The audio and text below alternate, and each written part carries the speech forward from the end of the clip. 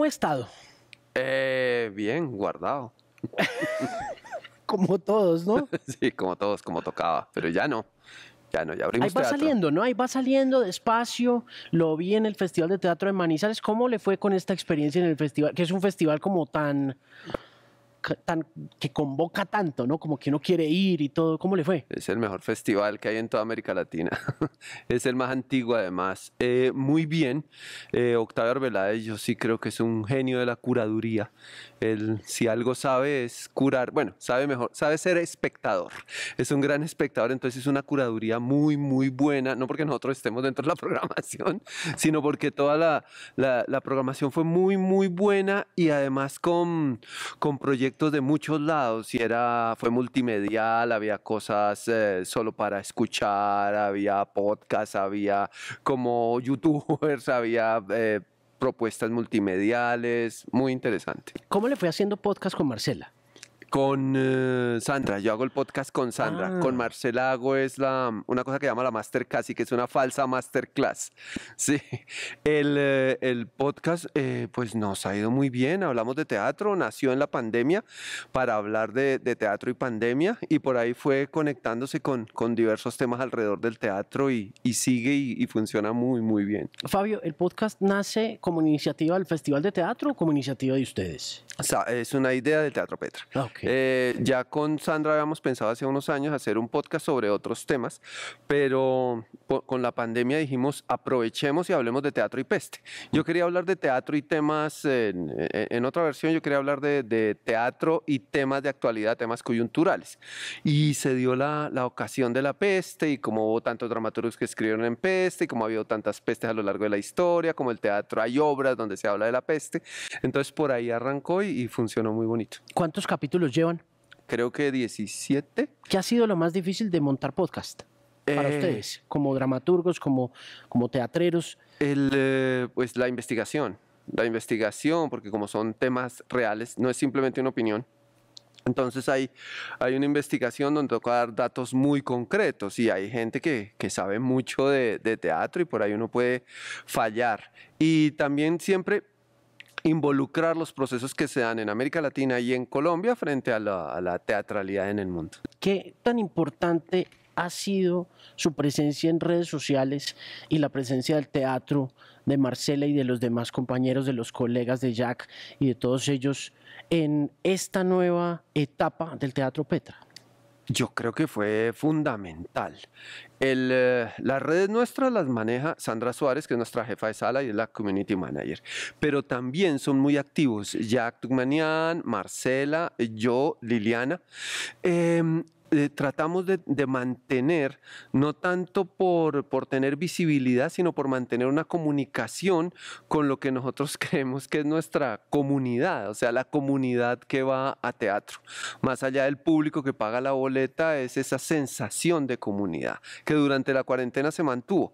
De hecho, abrimos hace poco y las boletas se agotaron de inmediato, porque la comunidad está ahí pendiente. Entonces, uno tiene la sensación de que nunca cerró y de que ellos nunca dejaron de venir. El aforo del Teatro Petra, ¿cómo se ha visto afectado por la pandemia en porcentajes? Es un espacio para 120 sillas.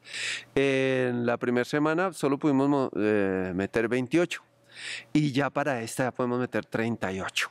O sea, ahí vamos subiendo. Esperemos que la otra semana podamos meter 120. A ver si recuperamos un poquito el tiempo perdido.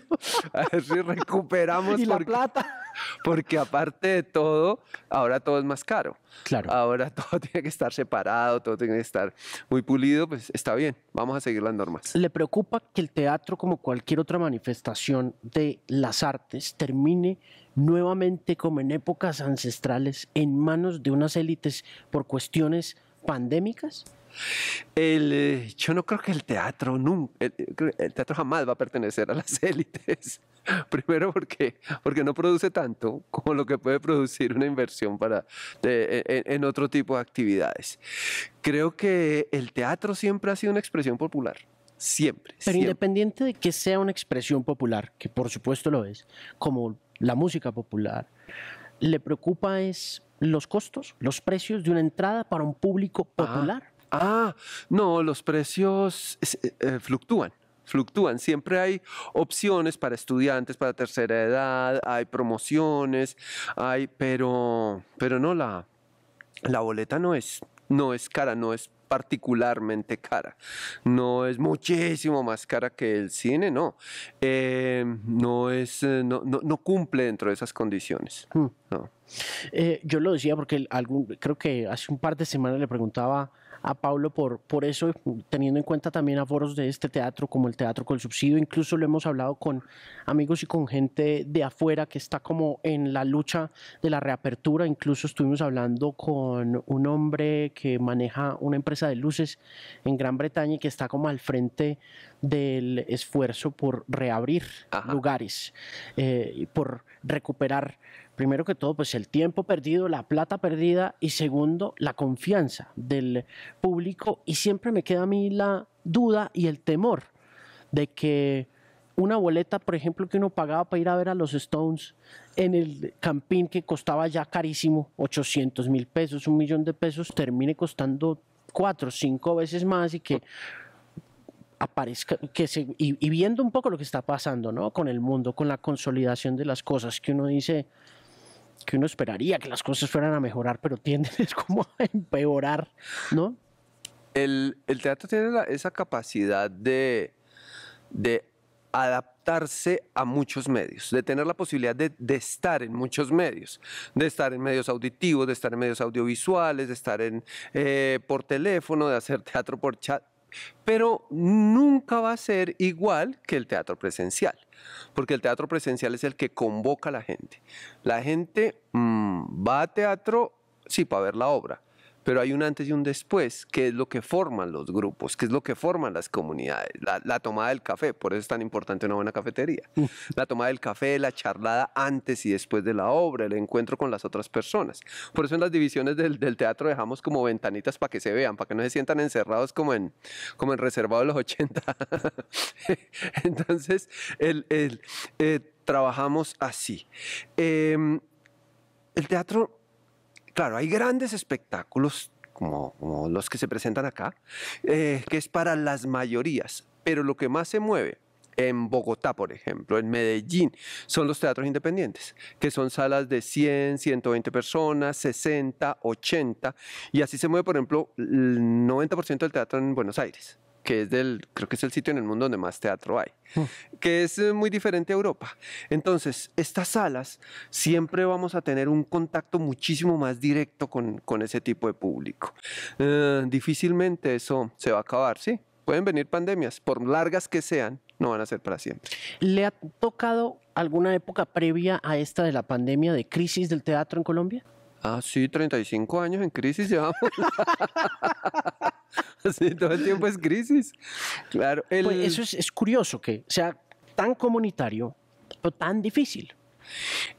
Sí, el único problema del teatro en Colombia es la plata. Es lo único, porque hay creatividad, hay presencia de autores, de autoras, hay dramaturgos, nos montan en varias partes del mundo, nos traducen, vamos de gira y las críticas son buenísimas. Chimbo hablar bien de uno, pero si ahí está el portafolio de críticas internacionales, todas son buenas. Creo que hay una mala hace como 20 años en Ecuador.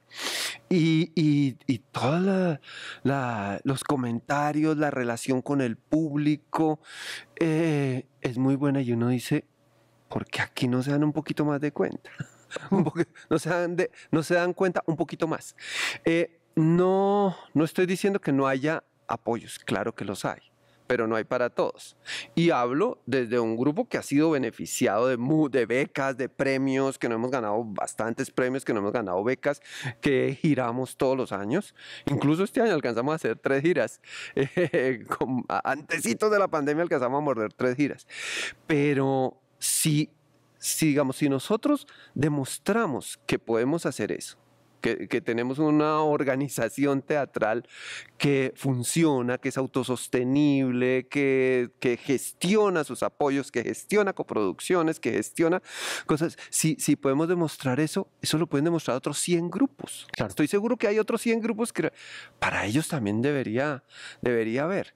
Creo que la inversión en ese sentido haría que tuviéramos un crecimiento impresionante, porque con las dificultades que hay, tenemos una presencia internacional, tenemos público, movemos economías, porque sí, puede que las obras no tengan unas taquillas gigantes, pero ahorita que hablábamos de Manizales, ¿por qué se agotan los hoteles en el Festival de Manizales? ¿Por qué se agotan los tiquetes? ¿Por qué se llenan los restaurantes? ¿Por qué se llenan los bares? Pues por el teatro, por la comunidad que va a teatro. Sencillo, se mueve la economía, sí se mueve. Cuando usted está metido en la gestión de un teatro, en el mantenimiento de un teatro, ¿cómo funciona esa tarea? ¿Cuánto se demora uno en entender que pues también tiene que ser sostenible, que de alguna manera el arte pues es un oficio, pero también es un negocio? Nosotros duramos 17 años sin darnos cuenta y haciendo una producción malísima, malísima. O sea, nuestro sistema de producción era estúpido porque, digamos, yo hacía televisión o algunos hacíamos televisión, ganábamos buena plata y con eso montábamos obras. No nos comprábamos ni casa, ni apartamento, ni carro, ni nada, cuando recibíamos como unas sumas interesantes. Y eso se invertía en teatro. Se hacía la obra y bueno, se volvía a hacer otra novela y se volvía a meter. Pero eso no es así. Uno tiene que volverse serio. Entonces era como economía en arco. Era como que se necesitan unas luces, listo, tome, que se necesita, tome, que necesita. Esa vaina no tiene sentido. Eso necesita tener un contador, un abogado, un productor o una productora, ojalá. Necesita tener eso, necesita tener una organización y un orden. Empezamos a ordenarnos y las cosas empezaron a funcionar muchísimo mejor. Porque claro, se ordena la cabeza. Siempre se dice que el teatro es lo más, o el arte es lo más alejado del mercado. Pero depende de qué tipo de mercado. Depende. Si usted va a una plaza de mercado, usted no siente que está haciendo un bastión del neoliberalismo. Usted siente como cierta horizontalidad en ese momento. Y es un mercado. Lo que pasa es que son los mecanismos frente a los cuales usted hace mercado. Y es tener un equipo que siempre se diga la verdad. Nosotros hacemos una coproducción. Entonces hacemos una coproducción con el consubsidio. ¿Cuánto nos van a dar? Esto es. Y todo el grupo lo sabe. Todo el grupo sabe y todo el grupo sabe cuánto va a ganar cada uno. Aquí no hay secretos, no nos ponemos a hacer cosas extrañas. Claro, hay unos que ganan un poquito más de otros, pues que son los que organizan. Pero eso lo movemos muy bien. Tenemos la suerte hace unos años de tener un gran productor que es Daniel Álvarez Mique. Tenemos un gran productor que se ha encargado de consecución de recursos, de becas, de coproducciones, de estímulos, y eso nos ha ido manteniendo. Tenemos una deuda gigantesca con el banco porque compramos una casa. Compramos un teatro que no habíamos tenido teatro. Apenas vamos a completar 3 años de tener un teatro.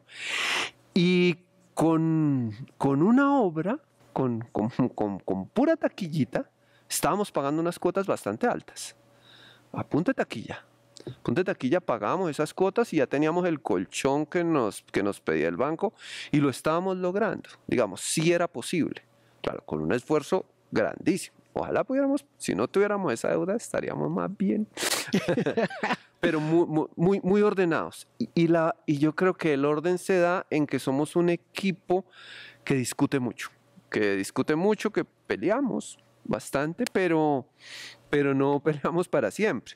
Nos decimos las cosas a la cara. ¿Para qué vas? No hay pena en decir, ¿para qué están utilizando esta plata? ¿Por qué no está apareciendo esto acá?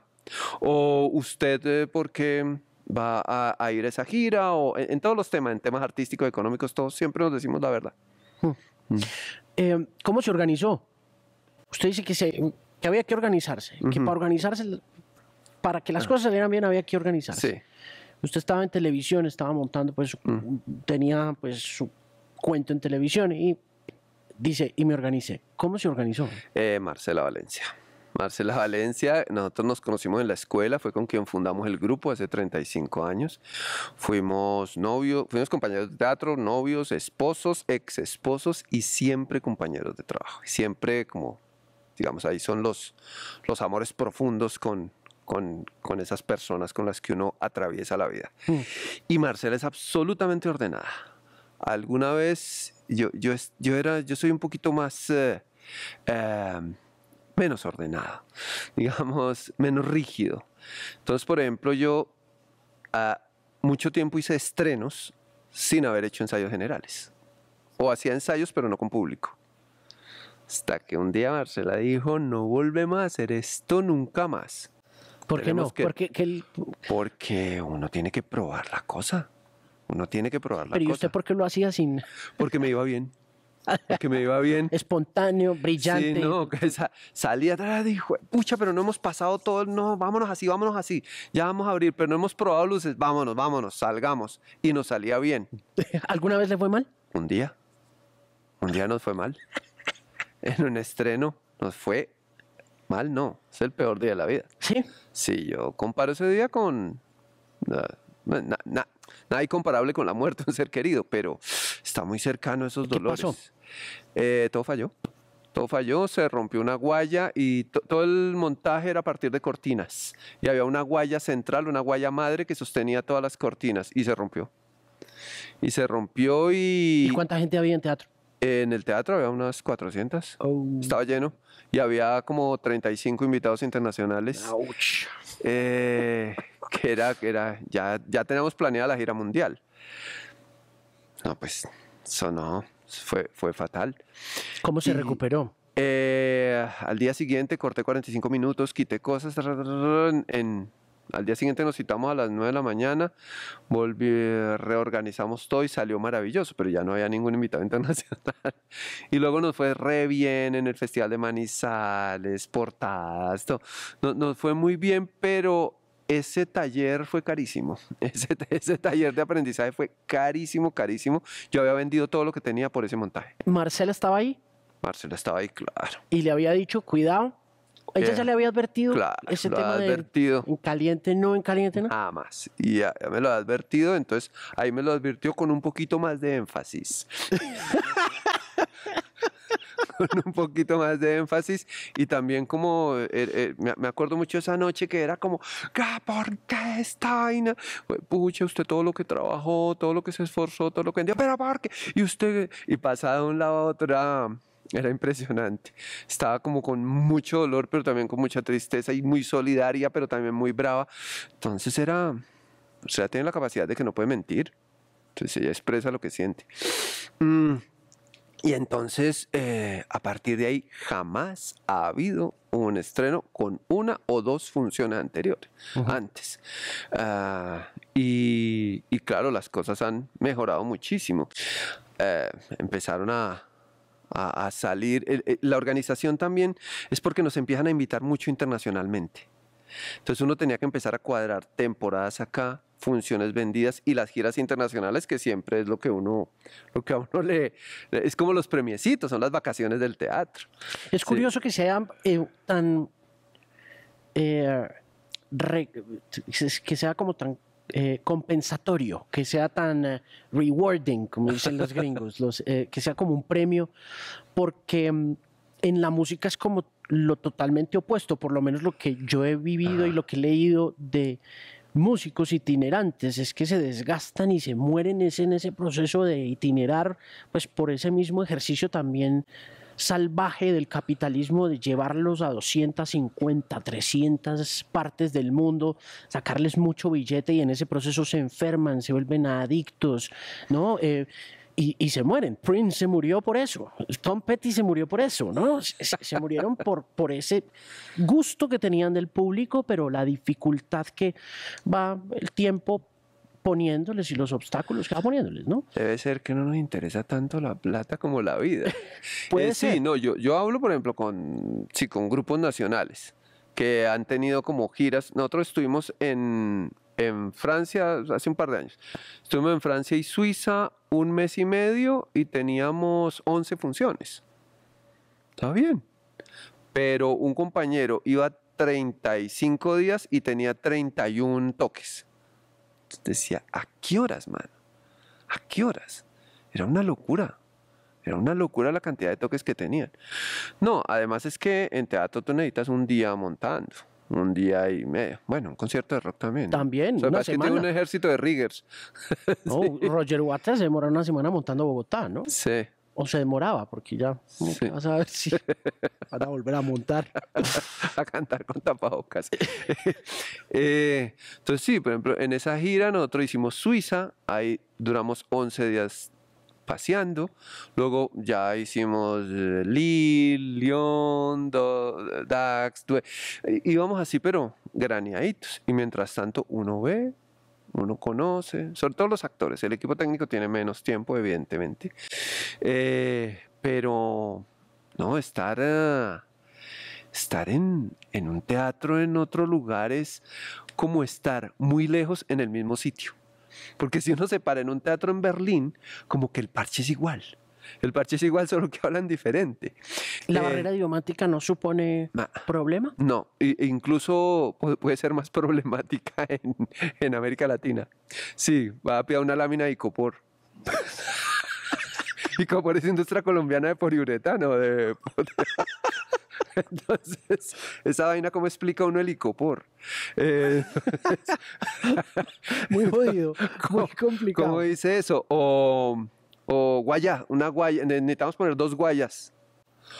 Guaya, en Brasil me acuerdo mucho, guaya. Cabudazo, cabudazo se llama la guaya. Bueno, en Europa no, en Europa es breve. Me acuerdo cuando presentamos que cuando estallan las paredes, bueno, que aquí fue igual para la grata sorpresa. Nosotros tenemos un efecto donde tenemos unas guayas y las descolgamos y colgamos nuestras sillas.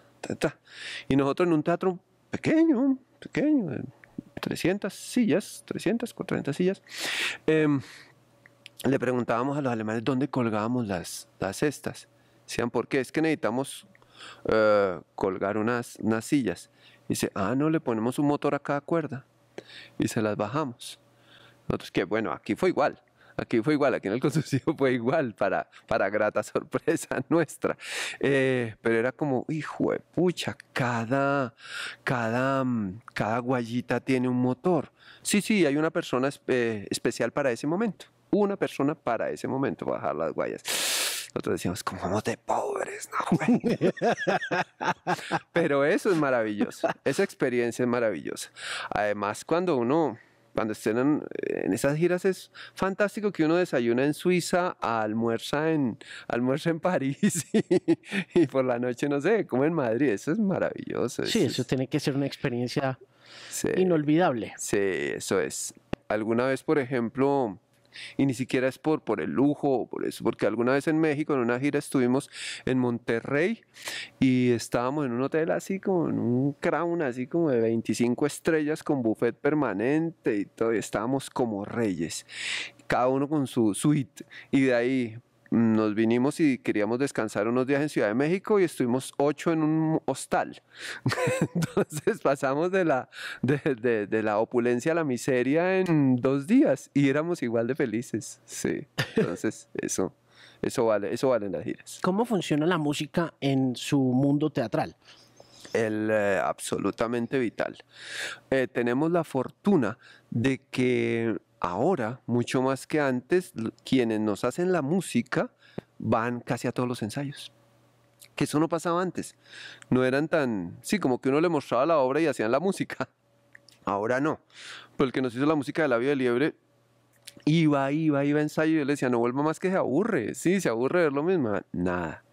Y le daba y a él le sonaría esa música. Lo otro, a veces no trabajamos con música, pero sí trabajamos con universos sonoros muy particulares, beats, golpes, loops. Sí, eso es muy importante.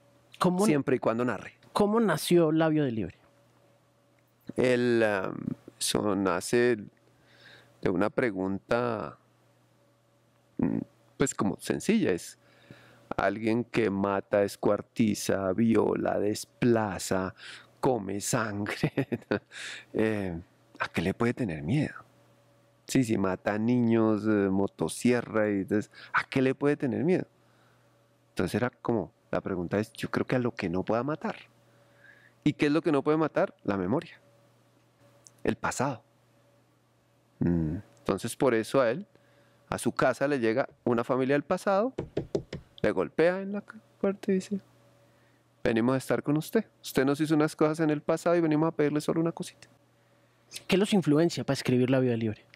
Pues... ¿Hay referentes? Sí, pues todos Literarios y... todas las investigaciones del Centro de Memoria Histórica, del antiguo Centro de Memoria Histórica. Del nuevo no doy fe, no sé lo que se está haciendo, parece que no es muy atractivo lo que se está haciendo en defensa de la vida y de la memoria. Sí, todo el material que tienen, que es maravilloso. Fundación Arcoíris también tuvo mucho material. Nos decidimos no hablar con víctimas reales porque existía un compromiso muy fuerte, porque nosotros hacemos ficción. Y si yo le pregunto a usted su caso y usted me lo cuenta y yo eso utilizo un pedazo y otro no, y lo otro lo vuelvo ficción, usted va a ver la obra y dice, usted me entrevistó y como eso no es la historia que yo le conté, como me está traicionando, me utilizó. Entonces sí prefiero como puro material, recopilar muchos materiales para crear personajes propios que pertenezcan más al mundo de la ficción, a pesar de que tengan un referente en el mundo real.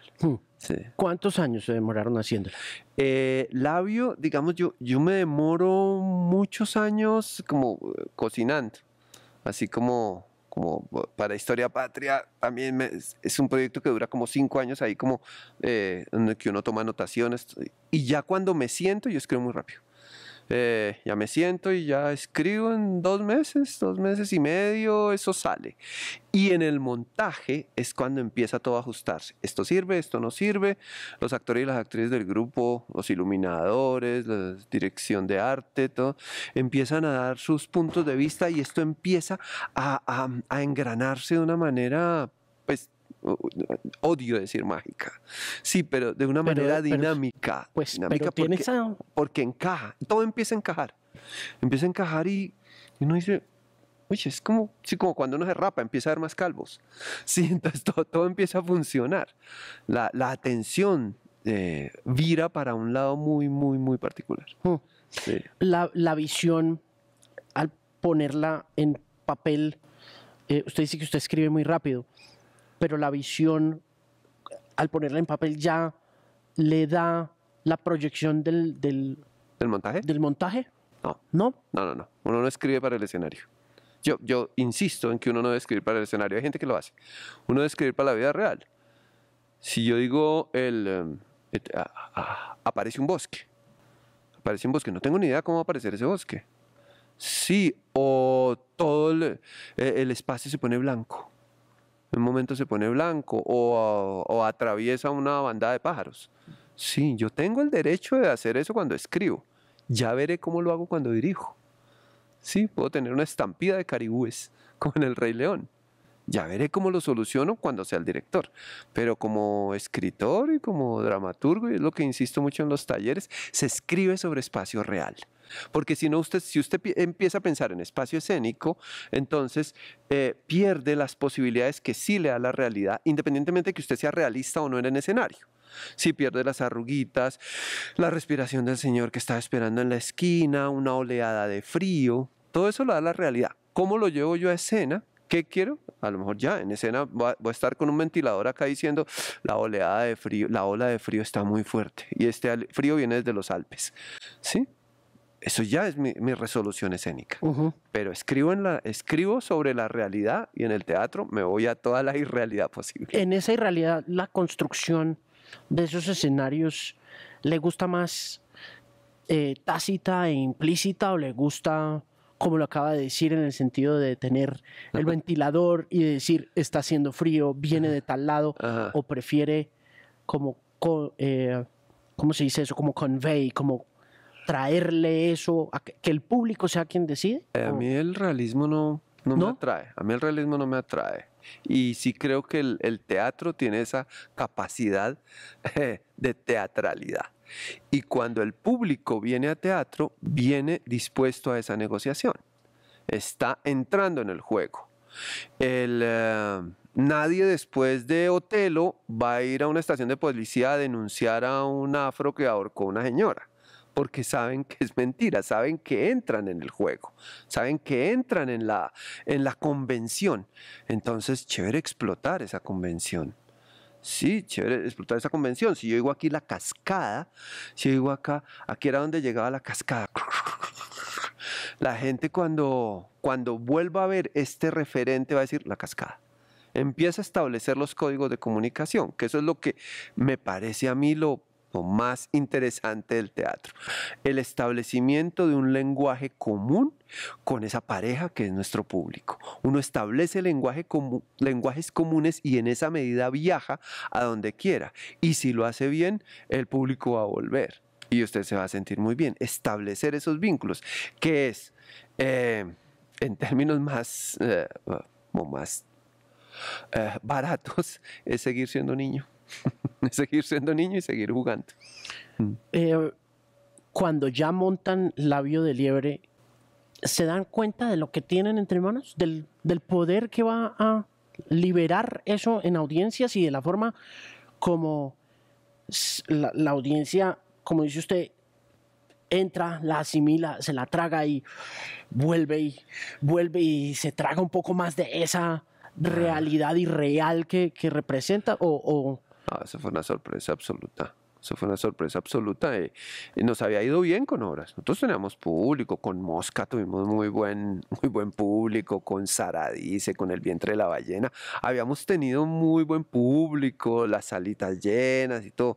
Pero ya que tenga como esa potencia de un musical, que llene teatros de este tamaño, que empiece a tener tanta crítica, que empiece a tener ese voz a voz tan potente, no lo espera. No lo esperábamos. En el ensayo general, el director del Teatro Colón, era Manuel José Álvarez, él nos dice, cuando ve el ensayo general, dice, me van a echar. Me van a echar, esta vaina es muy fuerte. Yo pensé que me iba a decir que le cambiara algo, pero no le va a cambiar nada. Nos fuimos así.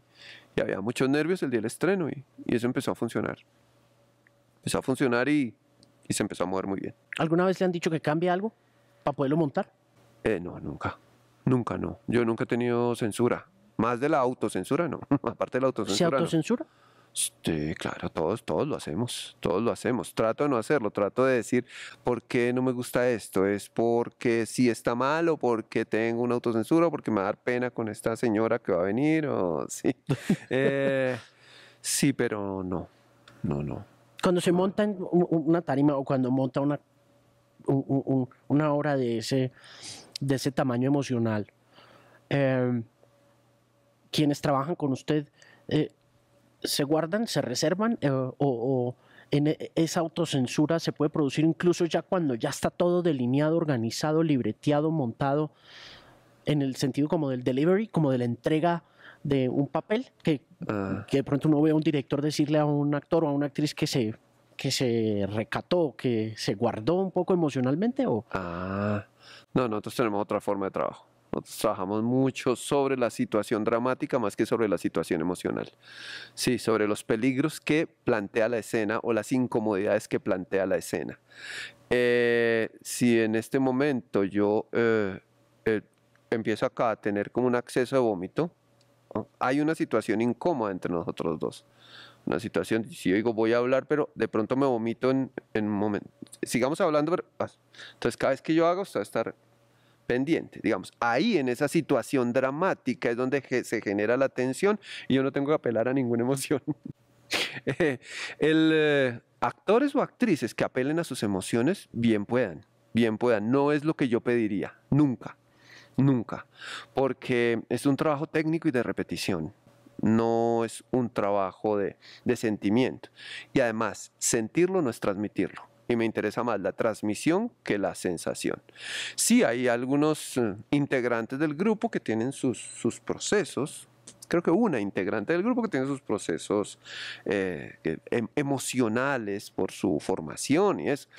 Pero de resto, no. Usted los ve 5 minutos antes del asesinato de su hijo estar tranquilamente hablando o tomándose un café o haciendo otra cosa y se preparan para pasar de lo ordinario a lo extraordinario, que es el mundo ficcional. Para eso estamos entrenados. ¿Cuál es la gran diferencia entre la práctica y el ejercicio profesional del teatro y el educador del teatro? ¿Hay diferencias entre esas dos cosas? Sí, sí, pero por ejemplo yo pido, cuando en procesos académicos que se dan en el teatro, yo pido que todo el que enseñe haga, para que los estudiantes y las estudiantes puedan ir a ver su trabajo. No alguien que solo tenga un sustento teórico. Sí necesito que le vean las tripas al director o la directora que les está diciendo tal cosa. Hagan tal cosa. Bueno, muéstrame cómo lo hace usted. Sí, yo creo. En este caso, sí, a mí me gusta que el director técnico haya sido futbolista, sí, o que lo sea en su práctica, porque eso da una visión mucho más completa. A veces la academia genera unas burbujas que no tienen nada que ver con la vida real. Y esto, y sobre todo con la vida real, como con el universo del mercado y con el universo personal. Los grupos nunca se acaban por problemas estéticos, siempre es por problemas personales. Y eso hay que tenerlo clarísimo y eso hay que enseñarlo desde la escuela. De que lo primero son los seres humanos y la relación que se establece con los seres humanos para poder mantener eso. Ya, usted que es el experto, yo siempre ponía el ejemplo de los Rolling Stones. Drogos, vagos o lo que sea. Ahora no. En una época díscolos, nunca faltaron a ensayo. Juiciosos. Nunca faltaban a ensayo. Como estuvieran, nunca faltaban a ensayo. Entonces, lo que yo les digo, pase lo que pase, aquí vamos a estar en ensayo. Que nos agarramos, aquí vamos a estar en ensayo, porque lo principal es el ensayo. Ya después sí, la delicia es la temporada. Pero donde se hace todo es en el ensayo. Cuando montan Petra, cuando llegan a la casa, ¿qué le organizan?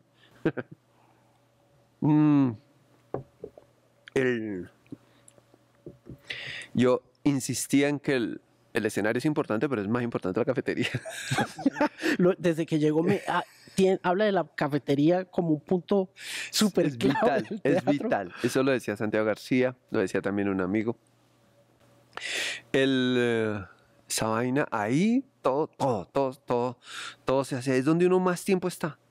Donde uno más tiempo está pensando, desarrollando, escribiendo. Es eso.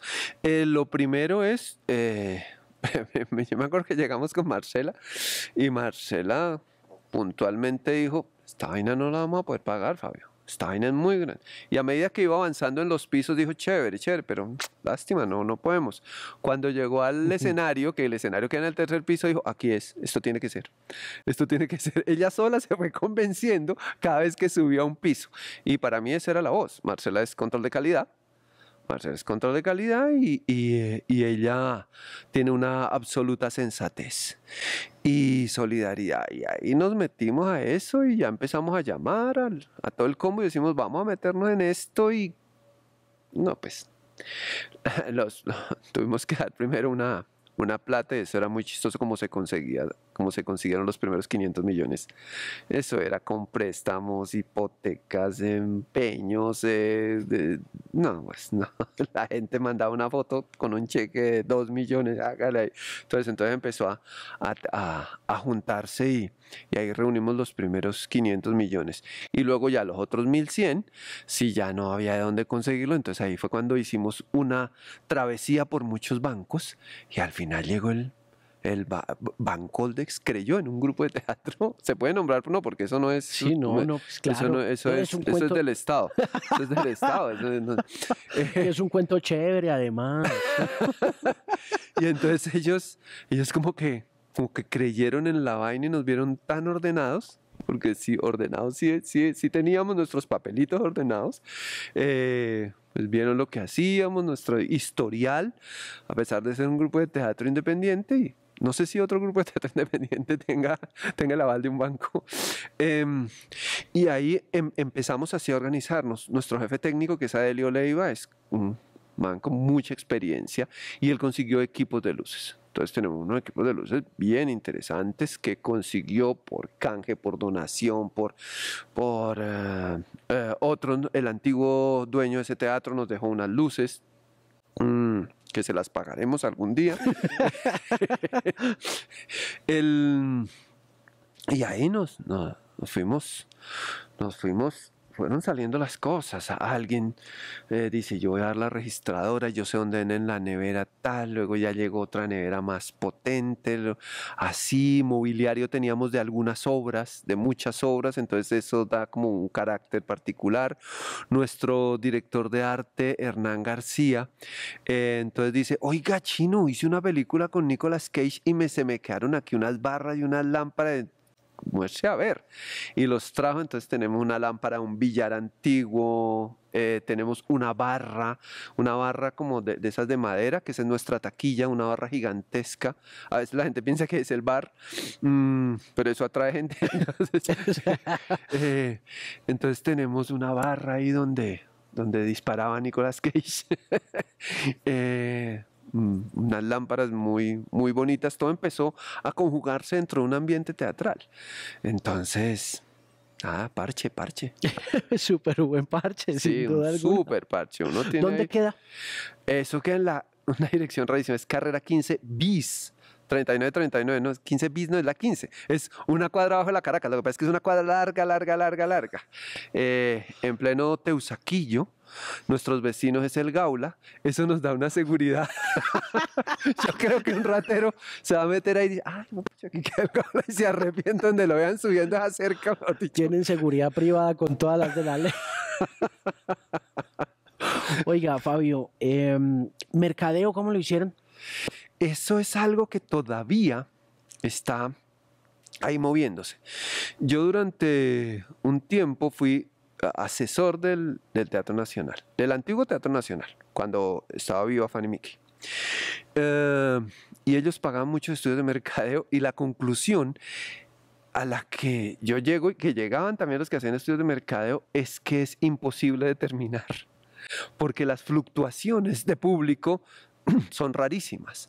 Digamos, no hay como un algoritmo que uno pueda decir, este público va a esto. No, sí hay uno, Sí. que es las mujeres. ¿Ah, sí? Las mujeres. El público de teatro es básicamente femenino. Y el público que no va a teatro son los estudiantes.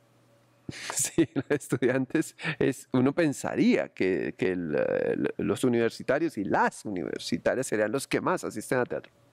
Es el público que menos va a teatro. Cuando uno les lleva teatro a la universidad son felices y van en masa. Pero que vayan a la sala es complicado. Hay. Y ha crecido un poco, pero no es tan potente. ¿Por qué? Yo no sé. Eso es de los estudiosos del mercadeo que Pensaría no le han uno, sobre todo porque, pues no sé, es como en esa época estudiantil en la que a uno le empiezan a gustar ciertas artes, ¿no? Es como en ese momento en el que uno dice, me gusta la música, voy a meterme a estudiar música, voy a empezar a oír música, a comprar discos, ¿no? Y arranca y se vuelve uno coleccionista Sí. a los 15, 16, ¿no? Pero el Sí. teatro, no. Sí, claro. Teatro siempre es una cosa como...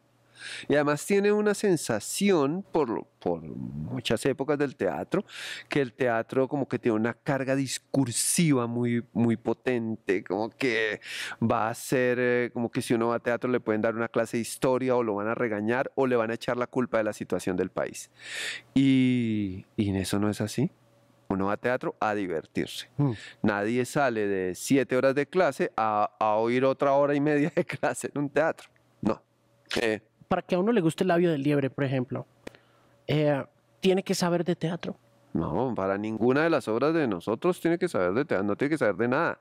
Solo tiene que sentarse ahí. Porque es que el voz a voz, no sé, siento que pasa, por ejemplo, en radio, le pasa a uno también, que uno se empieza a ser reconocido uno empieza como a hacerse famoso o reconocido en radio, porque la gente empieza a hablar de uno. Ah, Pero por lo general quienes empiezan a hablar de uno son, en mi caso, por ejemplo, eran los melómanos, o como cierto sector de la música, y por eso le pregunto eso, Ajá. si de pronto le ha sucedido a usted, porque cuando uno oye hablar de usted, siempre oye hablar de un hombre muy brillante en el teatro, y siempre se habla, bueno, por lo menos lo que yo he podido constatar y y la gente que conozco que está en el teatro habla muy bien de usted, pero es gente que está vinculada. Pues la mayoría, se lo digo con toda franqueza, la mayoría de la comunidad con la que nosotros tenemos conversaciones por redes en el teatro, no es de teatro.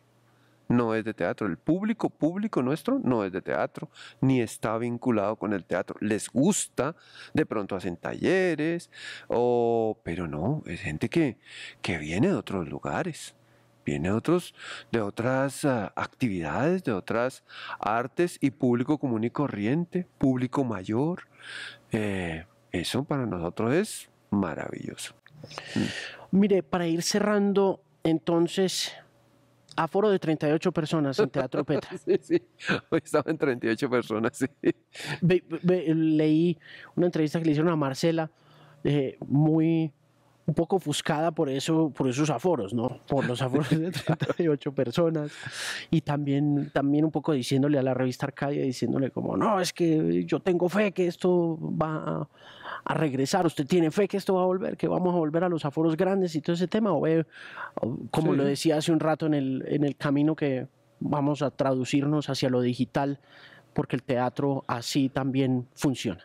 No, el teatro así no funciona. Es como mientras tanto. O sea, si uno utiliza medios digitales, audiovisuales, lo que sea, es mientras tanto. El teatro es presencial. El teatro es esta relación, así sea con 20, con 30, con 120, con 1200. El teatro es presencial y sí, va a volver. Es posible que se demore un poco.